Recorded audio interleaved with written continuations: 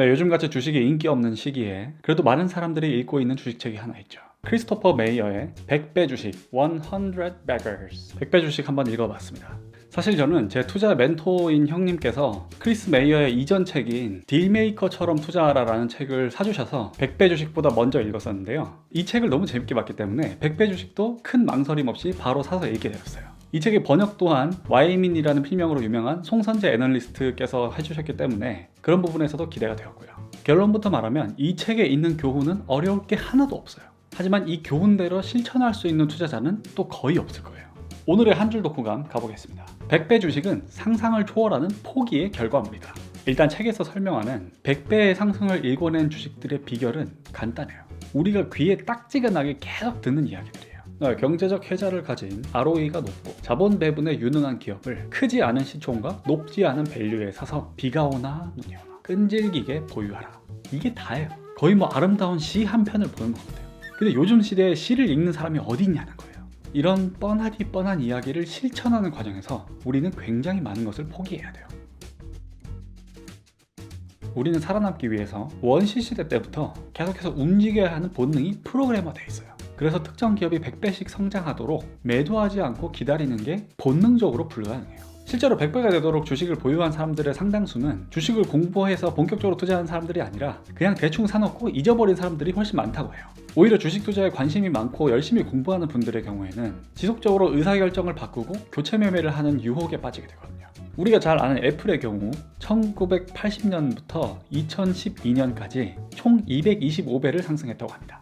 그런데 그 사이에 80%의 하락이 두 번이나 있었대요. 60%, 40%의 하락도 상당히 많았대요. 이런 변동성을 앞에 두고 아무런 변화를 주지 않고 그냥 가만히 방치할 수 있는, 그게 말처럼 쉬운 게 아니라는 거죠. 특히 내 종목에 드러누워 자고 있거나 수익률이 굉장히 나빠지고 있을 때 바로 옆에 다른 섹터의 종목들이 열심히 랠리를 하고 있는 것을 보고 있다. 더더욱 괴로워지겠죠. 이 부분을 좀 더 깊게 들어가 볼게요. 공부를 하면서 본격적으로 주식 투자를 하시는 분들은 기업 공부가 단순한 의무감에 하는 활동이 아니라 뭔가 재미가 느껴지는 지적 유의의 활동이기도 해요. 다양한 기업을 발굴하고 그 기업이 돈을 버는 과정을 예상하고 내 예상이 맞아떨어지면서 투자 수익을 얻어내는 과정, 그 자체로 보람과 즐거움이 있어요. 그런데 적절한 시점에 수익을 실현하지 않고 다른 더 저평가된 종목을 교체 매매하지 않는다. 특정 종목을 10년, 20년 계속 보유만 한다. 기업 연구와 검증의 즐거움을 일부를 포기해야 된다는 거예요. 다양한 요리를 맛보는 거랑 15년 동안 군만두만 계속 먹는 거랑 뭐가 더 재밌을까요? 한국에서 주식 투자를 하고 자산을 증식시켰던 수많은 개미 선배님들을 배웠는데 우리나라에서 10년 이상의 장기 투자를 하시는 분들은 많지 않았어요.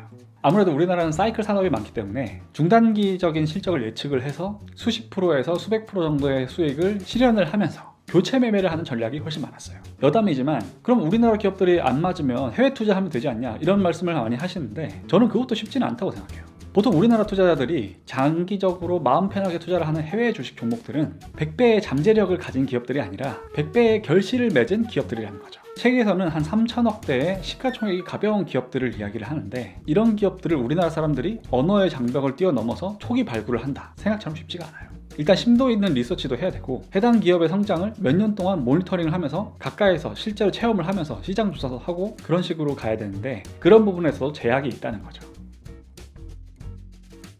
근데 이런 얘기들을 떠나서 100배 주식을 찾는 것과 내가 계좌를 증식시켜서 경제적인 자유를 얻는 것은 별개의 얘기라는 거예요. 재산 증식의 수많은 방법 중에서 한 가지 옵션으로 보시면 돼요. 유일한 길이 아니라는 거예요. 아까도 말씀드렸지만 철저히 본성에 반대되는 투자법이기 때문에 그만큼 보통의 개미들이 실천하기에는 어려운 부분이 많은 투자법이에요. 제가 투자는 의사결정 게임이라는 이야기를 했는데 뭔가 새로운 행동을 하는 의사결정보다 아무것도 하지 않고 가만히 있는 의사결정이 훨씬 힘들어요.